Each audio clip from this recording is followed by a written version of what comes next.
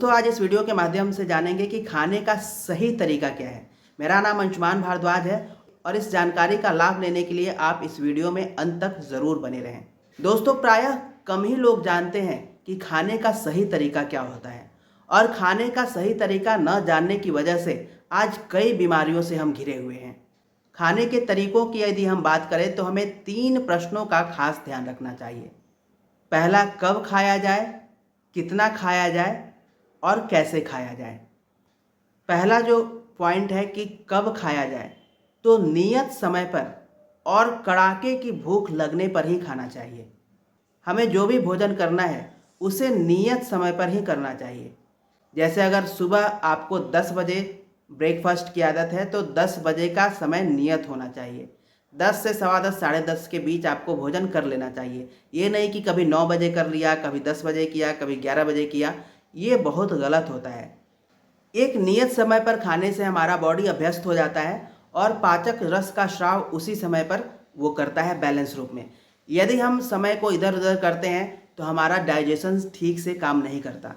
यदि एक समय सुबह आपको भूख न लगे और अगर आपको सुबह का टाइम अगर 10 बजे का है और शाम में आप 6 बजे खाना खाते हैं, तो अगर सुबह 10 बजे आपको भूख न लगे तो बीच में आपको नहीं खाना चाहिए, क्योंकि 10 बजे अगर भूख नहीं लगा इसका मतलब डाइजेशन सिस्टम में कोई ना कोई प्रॉब्लम है।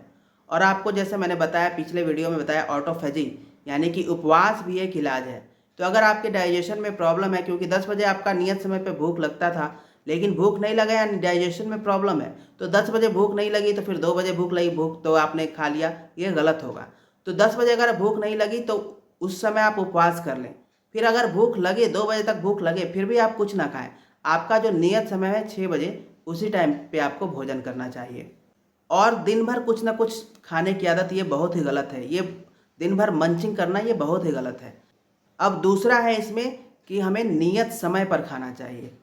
हमें कड़ाके की भूख लगे तब खाना चाहिए, यानी कि हमें मंचिंग नहीं करनी चाहिए। जैसे जब भूख लगे तो कुछ ना कुछ हम मुंह में डालते रहते हैं, मंचिंग करते रहते हैं। दिन भर मंचिंग करना ये बहुत ही गंदी आदत है। इससे डाइजेशन प्रॉपर नहीं होता। जैसे आप एग्जाम्पल के तौर पे समझ सकते हैं कि आपने खिचड़ी चढ़ा दिया और हर 15 मिनट पे आप एक एक मुट्ठी चावल या दाल उसमें डालेंगे, तो क्या वो पूरी तरह से पक पाएगा?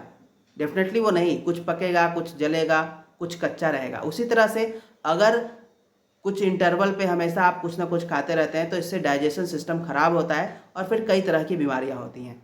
अब सवाल है कि हमें कब खाना चाहिए, तो जब हमें कड़ाके की भूख लगे तभी खाना खाना चाहिए। क्योंकि जब कड़ाके की भूख लगती है तभी वो खाना जो आप खाते हैं वो पूरी तरह से पच पाती है।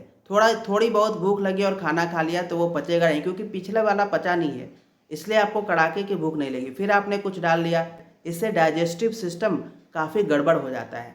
हमने टाइम सेट कर रखा है, ब्रेकफास्ट करना है इतने टाइम पे, इसके बाद लंच करना है, फिर डिनर करना है। आपका शरीर इतना भोजन नहीं मांगता। भूख से हमें मतलब नहीं, हमें स्वाद से मतलब है।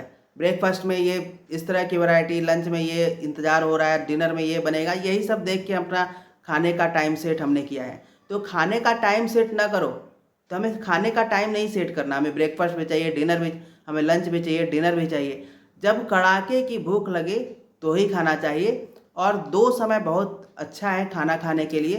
एक 11 बजे आपने खाना खाया, भोजन लिया, इसके बाद 6 बजे शाम में। इसको आप अपने ऑफिस या कॉलेज या स्कूल के तरह इसको सेट किया जा सकता है, एक आध घंटे आगे पीछे किया जा सकता है, उसमें कोई हर्ज नहीं है।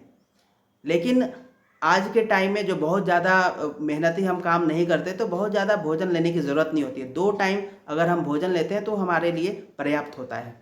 अब प्रश्न उठता है कि कितना खाया जाए। तो शास्त्रकारों का मत है कि भोजन आधा पेट करना चाहिए और उसका 1/4 जो है, 1/4 जो है वो पानी के लिए और 1/4 एयर के लिए छोड़ देना चाहिए। अब इसका कोई मेज़रमेंट तो नहीं है कि कैसे आपको पता चले। तो इसमें ये सहूलियत होती है कि जितनी भूख हो उससे कम आपको भोजन करना है। जैसे अगर 4 रोटी से आपका पेट पूरी तरह से भर जाता है तो आपको 2, ढाई या 3 रोटी से ज़्यादा नहीं लेना चाहिए। भोजन करने के बाद स्फूर्ति आनी चाहिए। कुछ मैं एग्जाम्पल बता दे रहा हूँ। भोजन करने के बाद शरीर में स्फूर्ति आनी चाहिए, काम करने की तबीयत होनी चाहिए। अगर भोजन करने के बाद भारीपन या आलस्य आ रहा है, इसका मतलब आपने आवश्यकता से ज़्यादा भोजन कर लिया है। अब सवाल ये उठता है कि हमें भोजन को कैसे खाना चाहिए। तो भोजन करने के लिए बिल्कुल शांत चित्त होकर प्रसन्न मन से भोजन करना चाहिए।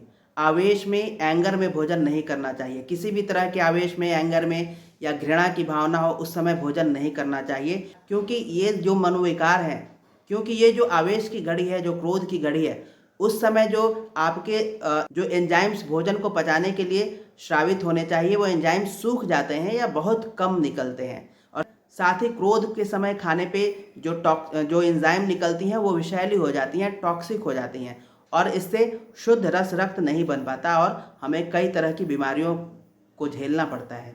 भोजन को खूब चबा चबा कर खाना चाहिए। आयुर्वेद के अनुसार 32 बार चबाना चाहिए, लेकिन ये गणना करना तो संभव नहीं है कि हमेशा आप 32 बार गणना करके खाएं, उसको काउंट करके आप चबाएं।